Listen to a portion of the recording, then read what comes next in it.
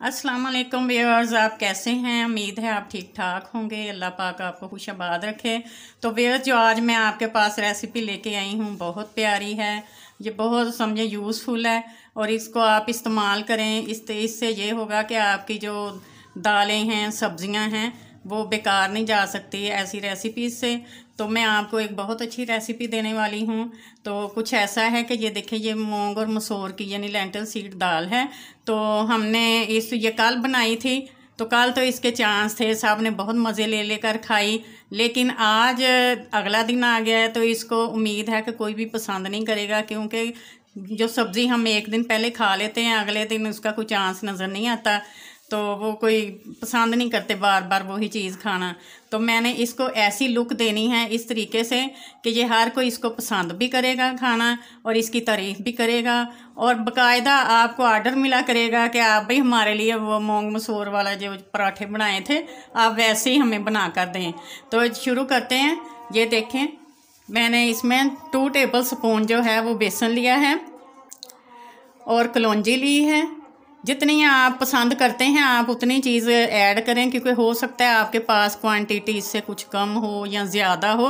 तो आपने, और आप मिर्च कितनी पसंद करते हैं, क्योंकि आपने उतनी ही डालनी है इसमें, क्योंकि हमने आटा भी ऐड करना है। तो इस तरह से इसमें इस दाल के अंदर जो मटीरियल है वो काफ़ी नहीं रहेगा, फीका सा ना हो जाए। तो इसलिए हमने जब आटा ऐड करना है तो उसमें मसाला जात लाजमी हमें डालने पड़ेंगे। तो इसके लिए हमने इजाफी मसाले जो हैं वो डालने हैं। वो आपकी अपनी चॉइस है कि आप तेज़ खाते हैं या हल्का खाते हैं, किस किस्म का लेना है। तो इसमें जो ज़रूरी चीज़ें हैं वो ये बेसन जो है ये 2 टेबल स्पून है, और ये खुश्क सूखा धनिया है, इस खुश्क कोरिएंडर सीड्स हैं वो हैं, और ये मैंने जो हरा धनिया है उसको मैंने बहुत अच्छे तरीके से चॉप किया हुआ है, कुतर लिया इसको मैंने। और ये जो प्याज है ये 1 दरमियाने साइज़ की है, और इसको बहुत अच्छे तरीके से मैंने, ये देखें, इसको मैंने क्रश कर लिया है। और साथ में मैंने 1 टेबल स्पून मिर्च और नमक है ये, और साथ ही इसके ये देखें, ये है कलौंजी, ये अजवाइन, ये सफ़ेद ज़ीरा है जिसको मैंने ड्राई फ्राई किया है, ये गरम मसाला है फाइन पिसा हुआ है, अच्छे तरीके से पिसा हुआ है।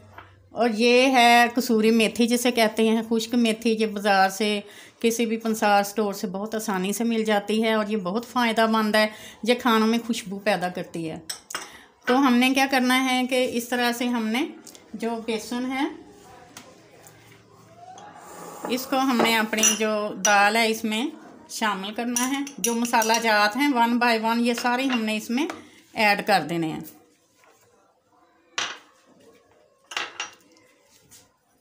ये सब मसाला जात इसमें हम ऐड करेंगे, फिर हम इसको बहुत अच्छे तरीके से मिक्स कर लेंगे सारी चीज़ों को। और जब आप इसको खाएंगे आप देखेंगे कि इसमें इतनी मज़े की खुशबू भी होगी और जायका भी होगा और दिल भी करेगा कि हम खाएं। और इसमें जो कलौंजी वगैरह डाली हुई है ये तो वैसे ही आपको पता ही है, अजवाइन ये हाजमे के लिए बड़ी अच्छी है, मैदे के लिए। और जो पराठे हैं हमारी तबीयत पर भारी नहीं गुजरती इस तरह से। ये हमारा धनिया,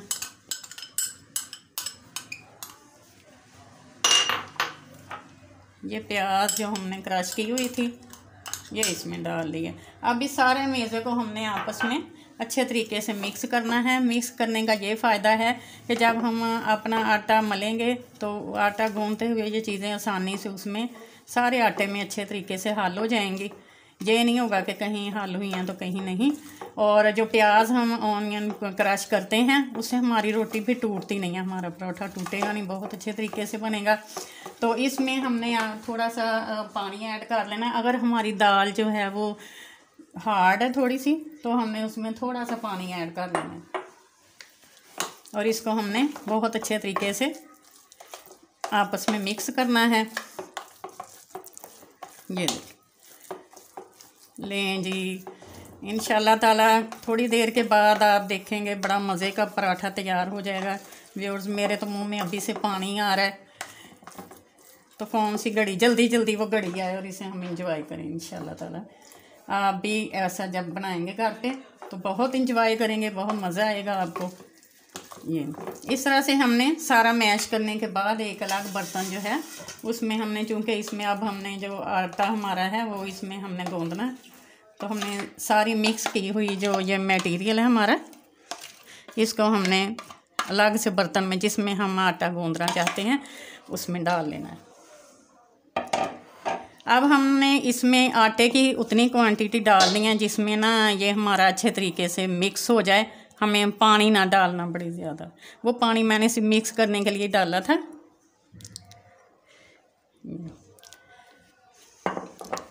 बिस्मिल्लाहिर्रहमानिर्रहीम।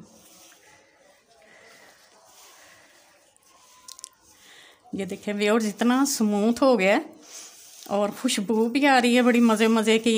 और इसका कलर देखे कितना प्यारा गोल्डन, बहुत प्यारा गोल्डन कलर इसका हो गया है।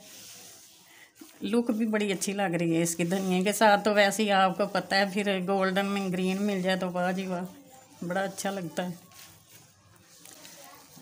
ये देखें, ये थोड़ा सा ना, थोड़ा सा और इसमें मैं ऐड करूँगी, ज़्यादा की ज़रूरत नहीं हमें पड़नी है। अब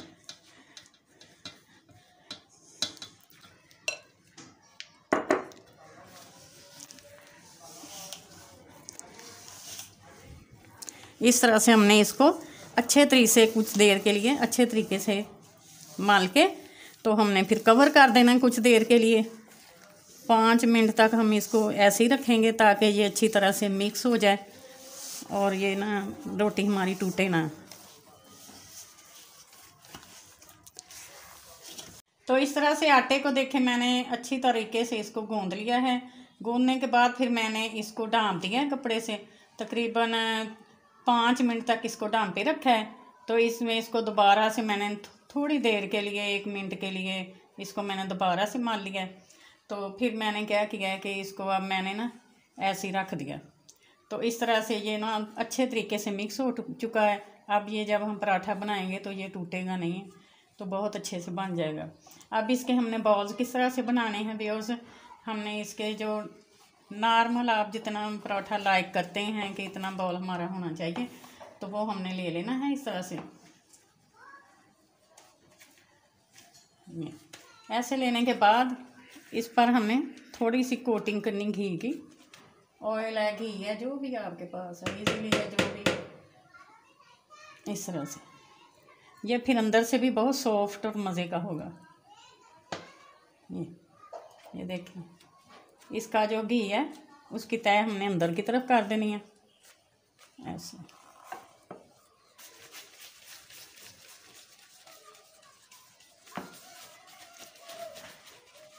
ये अच्छा, इसने ना अब हमने इसको ये पेड़े जो हैं ये हमने ना कुछ देर के लिए रख देने हैं, 2 या 3 मिनट के लिए इसके बॉल्स बना कर ना, तो वो हमने फिर रख देने हैं।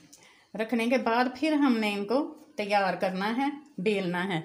बेलने के लिए हमने इनको जो जब बेलना है तो ये सारा हमने जो चकना हमारा है उसके ऊपर ही हमने इसको बेलने का प्रोसीजर करना है। अगर हम हाथ से इसको छांटेंगे करेंगे तो ये टूट जाएगा, कोई इतना नफीस नहीं बनेगा। इसलिए इसने हमने बोर्ड के ऊपर ही इसको अच्छे तरीके से बेलना है, तो वहीं से हमने अपने तवे के ऊपर डाल लेना है। और जब तवे पे डालना है तो तवे को पहले हमने गरम कर लेना है तेज़, उसके बाद हमने आंच जो है वो हल्की कर लेनी है। फिर उस पर हमने थोड़ा सा जो है वो ऑयल लगा लेना अपने तवे के ऊपर, ताकि ये पराठा जो है वो नीचे से जमने ना पाए, वो इसके साथ जुड़े ना, ईज़िली हमारा पराठा जो है वो उठाया जाए। और आंच इसकी हमने हल्की कर लेनी है।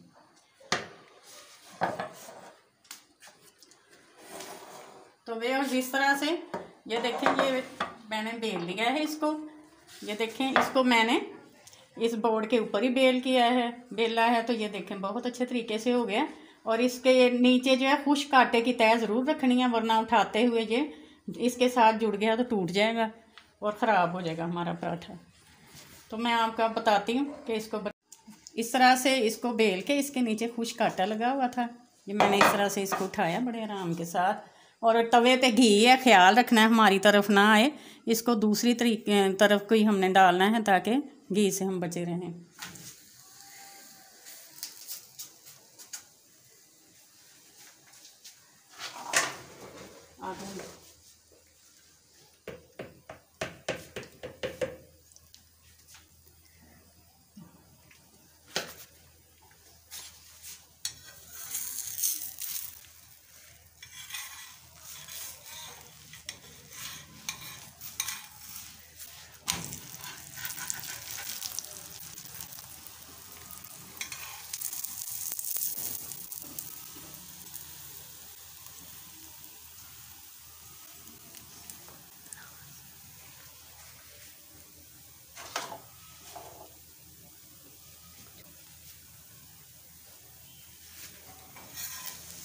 ये इस तरह से हमने, ये देखें हमारा पराठा बहुत अच्छे तरीके से पक रहा है।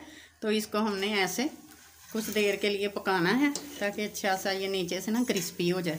हल्की आंच पर ये जब आहिस्ता आहिस्ता पकेगा तो ये क्रिस्पी हो जाएगा। ये परोठा बहुत ज़्यादा नरम होता है क्योंकि इसमें आपको पता है दाल डली होती है, तो ये बहुत खस्ता हो चुका होता है, भुनने का ख़तरा होता है। इसलिए हम पहले इसको एक तरफ से अच्छी तरीके से बना लेते हैं, तो उसके बाद फिर इसको हमने पलट देना है।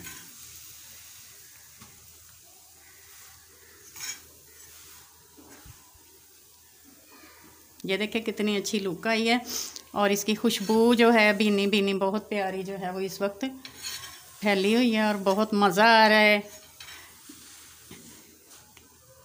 क्योंकि सर्दियां शुरू हो चुकी हैं।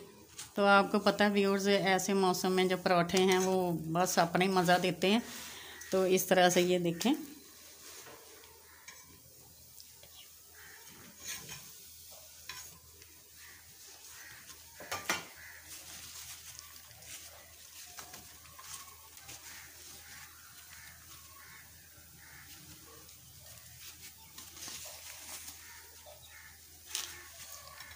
ये देखिए कितना अच्छा बन रहा है और ये इतना ही क्रिस्पी हो रहा है।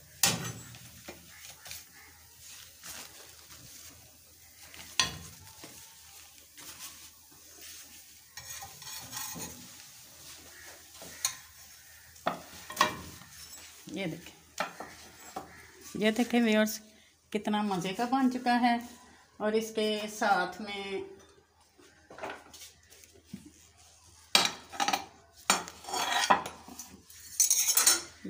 में मैंने बहुत मज़े का रायता बनाया पुदीने वाला। तो उम्मीद है व्यूअर्स आपको ये बहुत पसंद आया होगा। ये रेसिपी आपको अच्छी लगी होगी। जब आप इससे इंजॉय करेंगे तो आप यकीन करें बहुत ज़्यादा मज़ा आएगा। मैं तो कब से इंतज़ार कर रही थी जल्दी से बने और इंजॉय करूं। ये देखें, अभी देखते हैं इसका भी जायका कैसा बना है। बिस्मिल्लाह। वाओ, वेरी नाइस, बहुत अच्छा बना है यार, बहुत अच्छा बना है भाई। मैं तो खूब इंजॉय कर रही हूँ। आपने अब जब भी घर में कोई दाल आपके सालन बच जाए तो आपने ज़ाया नहीं जाने देना।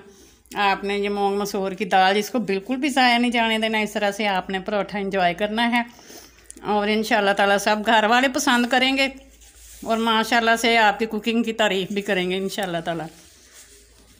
तो आप मुझे इजाज़त दें, आप मेरे चैनल को सब्सक्राइब करें, शेयर करें, दुआओं में याद रखिएगा। नेक्स्ट वीडियो में फिर मिलूँगी इंशाल्लाह ताला।